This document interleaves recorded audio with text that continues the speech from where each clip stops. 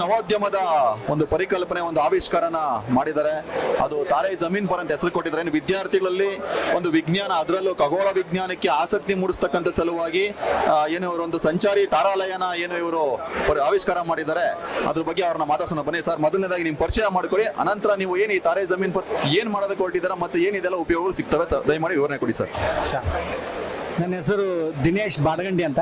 Badagandi is also ಒಂದು ಊರ ಹೆಸರು, ಅಂದರೆ ಬಿಳಿಗಿ ಹತ್ರನೇ ಒಂದು ಹಳ್ಳಿ. ನಮ್ಮ ಊರು ಬಿಳಿಗಿ. ನಾನು ಮೆಕ್ಯಾನಿಕಲ್ ಇಂಜಿನಿಯರ್ ಆ್ಯಂಡ್ MBA ಮುಂಚೆ ಆಟೋಮೋಟಿವ್ ಇಂಡಸ್ಟ್ರಿಯಲ್ಲಿ ವರ್ಕ್ ಮಾಡಿ ಮುಂದೆ ನಾನು ಅಮೇರಿಕಾ, UK, ಯುರೋಪಲ್ಲೆಲ್ಲ ವರ್ಕ್ ಮಾಡೋಕ್ಕೆ ಅಪಾರ್ಚುನಿಟಿ ಸಿಕ್ತು. KPMGಯಲ್ಲಿ ವರ್ಕ್ ಮಾಡಿದೆ. ಆಮೇಲೆ ಇಂಡಿಯಾಗೆ ಬಂದಮೇಲೆ ಐ ಬಿನ್ ಎ ಸೀರಿಯಲ್ ಆಂಟ್ರಪ್ರೆನರ್.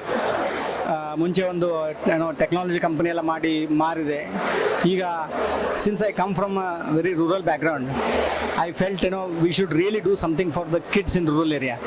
ಅದಕ್ಕೆ we have created a mobile planetarium. ಈಗ 20 ಕೋಟಿ ಮಕ್ಕಳು ಭಾರತದಲ್ಲಿ ದೊಡ್ಡ ಕನಸು ಕಾಣೋಕ್ಕೆ ಆಗಲ್ಲ. ಯಾಕಂದರೆ ಅವರು ಚಿಕ್ಕವರಿದ್ದಾಗ ನಮ್ಮ ಕಾಕಗಳು ಯಾರಾದರೂ ಒಂದು ಪ್ಲಾನೆಟೋರಿಯಂ ಮತ್ತು ಸೈನ್ಸ್ ಲ್ಯಾಬ್ ತೊಗೊಂಡು ಹೋದಾಗ ಕರ್ಕೊಂಡು ಹೋದರೆ ನಮಗೆ ಇಂದೆಲ್ಲ ಸಾಧಿಸ್ಬೋದು ಅಂತೇನೋ ಅನಿಸುತ್ತೆ. ಆದರೆ ಒಂದು 20 ಕೋಟಿ ಮಕ್ಕಳು ಹಳ್ಳಿಯಲ್ಲಿ ಇದ್ದವ್ರಿಗೆ ಅವರು ಜೀವನದಲ್ಲೇ ಪ್ಲಾನೆಟೋರಿಯಂ ನೋಡಲ್ಲ, ಸೈನ್ಸ್ ಲ್ಯಾಬ್ ನೋಡಲ್ಲ. ಅದಕ್ಕೆ ನಮಗೀಗ ಇಡೀ ವರ್ಲ್ಡಲ್ಲಿ ನೋಡಿರ್ಬೋದು, ಲಾಸ್ಟ್ ಒಂದು 30 ಇಯರ್ಸಲ್ಲಿ ಭಾರತದ ಏನು ರಿಸೋರ್ಸ್ ಪೀಪಲ್ ಏನಿದ್ದಾರೆ ಅವರಿಂದನೇ ನಮ್ಮದೆಲ್ಲ ಮರ್ಯಾದೆ ಜಾಸ್ತಿ ಆಗಿದ್ದು ಇಲ್ಲಿವರೆಗೆ. ಈಗ ಬರೀ ITL ಇಂಡಸ್ಟ್ರೀಸ್ ನಮ್ಮದು ರೆವಲ್ಯೂಷನ್ ಆಯಿತು. ಬಟ್ ಈಗ ಕಮಿಂಗ್ 30 ಇಯರ್ಸಲ್ಲಿ every industry, every country is going to look for Indian people. ಹೀಗಾಗಿ ಆ ಜನಕ್ಕೆ ನಾವು ಬೆಳೆಸಬೇಕು. ಹಳ್ಳಿ ಮಕ್ಕಳೇನಿದಾರಲ್ಲ ಅವ್ರಿಗೆ ದೊಡ್ಡ ಕನಸು ಕಾಣೋದು ಇದಿರ್ತದೆ. They are very hungry to grow. ಆ ಮಕ್ಕಳಿಗೆ ಬರೀ ಒಂದು ಕ್ಯೂರಿಯಾಸಿಟಿದ್ದು ಒಂದು ಸ್ಪಾರ್ಕ್ ಕೊಟ್ಬಿಟ್ರೆ, ಕುತೂಹಲದ ಒಂದು ಕಿಡಿ ಕೊಟ್ಬಿಟ್ರೆ ಅವ್ರು ತಾವೇ ಬೆಳೀತಾರೆ. ಈಗ ವಿಜ್ಞಾನ ಮತ್ತು ಮ್ಯಾಥಮೆಟಿಕ್ಸ್ ಏನಿವೆ ಇವನ್ನ ಆ ಸ್ಪಾರ್ಕ್ನಿಂದನೇ ಬೆಳೆಸ್ಬೇಕು, ಅವ್ರ ಇಂಟ್ರೆಸ್ಟ್ ಬಂದು ಬೆಳೆಸ್ಬೇಕು. ಅದಕ್ಕೆ ನಾವೇನು ಮಾಡಿದ್ವಿ, ಈ ಎಲ್ಲ ಕಡೆ ನಾವು ಎಲ್ಲ ಹಳ್ಳಿಗೂ ಪ್ಲಾನೆಟೋರಿಯಂ ಕಟ್ಟೋಕ್ಕಾಗಲ್ಲ, ಸೈನ್ಸ್ ಲ್ಯಾಬ್ ಕಟ್ಟೋಕ್ಕಾಗಲ್ಲ. ಅದಕ್ಕೆ we have made it mobile.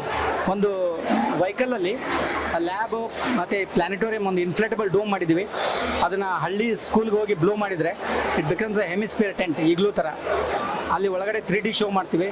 And we have gone beyond astronomy. ಬರೀ ಅಸ್ಟ್ರಾನಮಿ ಮಾತ್ರ ಅಲ್ಲ, ಹ್ಯೂಮನ್ ಅನಾಟಮಿ ಆಗಿರ್ಬೋದು, ನಮ್ಮದು heritage of Karnataka, tourism, sea life, wildlife, ಈ ಥರ ಎಷ್ಟೋ ಕಂಟೆಂಟನ್ನು ನಾವೇ ಮಾಡೋದಲ್ಲದೆ ಬೇರೆ ಕಂಟೆಂಟನ್ನು ಕನ್ನಡದಲ್ಲಿ ಡಬ್ ಮಾಡಿದ್ದೀವಿ. ಹೀಗಾಗಿ ಮಕ್ಕಳ ಸಿಲೆಬಸ್ಸಲ್ಲಿ ಬರೋದು ಎಷ್ಟೋ ಸಬ್ಜೆಕ್ಟ್ ಕವರ್ ಆಗುತ್ತೆ. ಆಮೇಲೆ ನಾವು ಇಲ್ಲಿವರೆಗೆ 10 ಲಕ್ಷ ಮಕ್ಕಳಿಗೆ ಮುಟ್ಟಿದ್ದೀವಿ all over India. We are working in partnership with Indian army. ಕಾಶ್ಮೀರಲ್ಲಿ ಮಾಡ್ತೀವಿ, ಲದಾಖ್, ಕಾರ್ಗಿಲ್ ಅಲ್ಲೆಲ್ಲ ಮಾಡ್ತೀವಿ, ಲದಾಖ್. ಆಮೇಲೆ ನಾರ್ತ್ ಈಸ್ಟಲ್ಲಿ ಮಾಡಿದ್ದೀವಿ. ಆಮೇಲೆ CSR ಸಪೋರ್ಟಿಂದ ಸ್ಲಮ್ ಏರಿಯಾದಲ್ಲಿ ಮಾಡ್ತೀವಿ. ಇಲ್ಲಿ ಕುತೂಹಲದ ಕಿಡಿ ಅಂತ ಟ್ರೈಬಲ್ ಏರಿಯಾದಲ್ಲಿ ವರ್ಕ್ ಮಾಡ್ತಾ ಇದ್ವಿ. Government of Karnataka has been big blessing for us. ಅವರಿಂದ ಸಾಕಷ್ಟು ನಮಗೆ this was one of the best startup ಅಂತ. ಎಲಿವೇಟ್ 100ರಲ್ಲಿ ಫಸ್ಟ್ ಎಲಿವೇಟ್ 100ರಲ್ಲಿ ನಮಗೆ 30 lakhs ಫಂಡಿಂಗ್ ಸಿಕ್ತು. That's how we started. ಆಮೇಲೆ we have been awarded many times by TAI ಆಗಿರ್ಬೋದು, ಗೌರ್ಮೆಂಟ್ ಆಫ್ ಕರ್ನಾಟಕ ಆಗಿರ್ಬೋದು, many other awards we won and highly appreciated by ISRO and NASA. Sir, ನಿಮ್ಮ ಈ ಇನೋವೇಷನ್ನು ಯಾವೆಲ್ಲ ಭಾಗಗಳಲ್ಲಿ ಇದನ್ನು ನೀವು ತರೋವಂಥದಕ್ಕೆ ಏನಾದರೂ ಶೆಡ್ಯೂಲ್ ಮಾಡ್ಕೊಂಡಿದ್ದೀರಾ, ಏನು ಹೇಗೆ ಅಂತ? ಸರ್, ಈಗ government of Karnataka science and technology promotion society ಅಂತ ಏನಿದೆ, ಡಿಪಾರ್ಟ್ಮೆಂಟ್ ಆಫ್ ಸೈನ್ಸ್ ಆ್ಯಂಡ್ ಟೆಕ್ನಾಲಜಿಯಲ್ಲಿ, ಅವ್ರದ್ದು 11 ಪ್ಲಾನೆಟೋರಿಯಂ ನಾವೇ ಕೊಟ್ಟಿದ್ದೀವಿ. ಅವನ್ನ they have allocated that to rest of the Bengaluru. ಯಾಕಂದರೆ ಬೆಂಗಳೂರಲ್ಲಿ ಆಲ್ರೆಡಿ ಪ್ಲಾನೆಟೋರಿಯಂ ಇರೋ ಕಾರಣ, ಮಂಗಳೂರಲ್ಲಿ ಇರೋ ಕಾರಣ ಇವೆರಡು ಬಿಟ್ಟು ಬೇರೆ ಕಡೆ ಅಲೋಟ್ ಮಾಡಿದ್ದಾರೆ. ಹೈದರಾಬಾದ್ ಕರ್ನಾಟಕ ರೀಜನಲ್ಲಿ ಎವ್ರಿ ಡಿಸ್ಟ್ರಿಕ್ಟ್ ಹ್ಯಾಸ್ ಗಾಟ್ 1. ಸ್ವಲ್ಪ ಅಲ್ಲಿ ಇಂಬ್ಯಾಲೆನ್ಸ್ ಆಗಿದೆ. 7 Hyderabad Karnataka, rest of the Karnataka ಬರೀ 4 ಇದೆ. ಅದನ್ನು I want to take a message to government saying allot 1 to each district. ತುಂಬ ಡಿಮಾಂಡ್ ಇದೆ, ತುಂಬ ಹಂಗ್ರಿ ಇದ್ದಾರೆ ಈ ಜನ, ಹಸಿವಿದೆ ಕಲಿಯೋಕ್ಕೆ.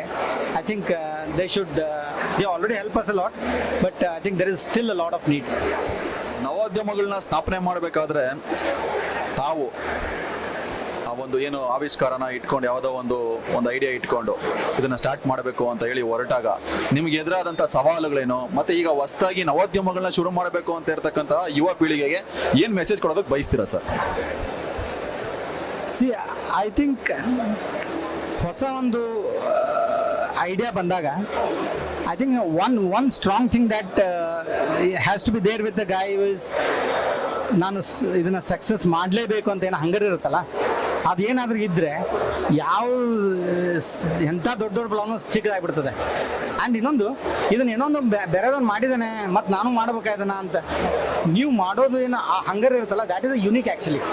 ಈಗ ಪ್ಲಾನೆಟೋರಿಯಂ ಆಗಿರ್ಬೋದು, ಈಗ ಓಲಾ ಊಬರಲ್ಲೇ ಸಾಕಷ್ಟು ಆ್ಯಪ್ಗಳು ಬಂದು, ಬಟ್ ಯಾಕೆ ಅವು ಸಕ್ಸಸ್ಫುಲ್ ಅದು the way to go to market ಅವ್ರದ್ದೇನು ಸ್ಟ್ರಾಟಜಿ ಇತ್ತು, ನಾ ಇಲ್ಲಿಗೆ ಸಾಯಬಾರ್ದು ಇನ್ನೂ ಇದು ಹಾಗೆ ಆಗ್ತೀನಿ ನಾ ಸಕ್ಸಸ್ ಅಂತ ಏನಿತ್ತಲ್ಲ ಅದಾದರೆ ಡೆಫಿನೆಟ್ಲಿ ಆಗ್ತವೆ. ಅಂದರೆ there are lot of needs. I keep cribbing to government saying ನನಗೆ ಅದು ಬೇಕು ಇದು ಬೇಕು, ಅದು ಕೊಡ್ತಾ ಇಲ್ಲ, ಇದು there is no point actually. It is in here, you know, if you have that strength you can easily succeed. That's what my thank you sir. ಇಷ್ಟೊತ್ತು ತಾವು ತಮ್ಮ ತಾರೆ ಜಮೀನ್ ಫರ್ ಏನೋ ಒಂದು ಇನೋವೇಷನ್ ಇದೆ, ಇನೋವೇಷನ್ ಬಗ್ಗೆ ಸಾಕಷ್ಟು ಮಾಹಿತಿಗಳು ನಮ್ಮ ಜೊತೆ ಹಂಚ್ಕೊಂಡಿದ್ದೀರಾ. ಧನ್ಯವಾದಗಳು ಸರ್.